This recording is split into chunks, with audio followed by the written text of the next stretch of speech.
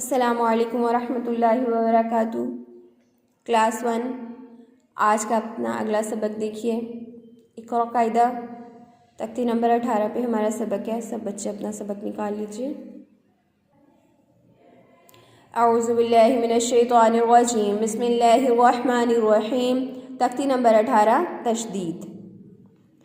यहाँ से हमारा सबक आज का स्टार्ट होगा। या ज़बर सीन, यस सीन ज़ेर आ सिर, यस सिर वक्फ, यस सिर वक्फ में चेंज नहीं होगा। ता ज़बर बा, तब बा ज़बर ता, बत, तब बत वक्फ में चेंज नहीं होगा। वक्फ पढ़ेंगे तब बत। ता ज़बर ता, क़ाफ ज़बर बा, क़ब, तक़ब, बा ज़बर लाम बल, तक़ब्बल ये भी वक्फ में चेंज नहीं होगा। तक़ब्बल, ता ज़बर ता, क़ाफ ने बा से मिलना है, फिर बा ने लाम से मिलना है।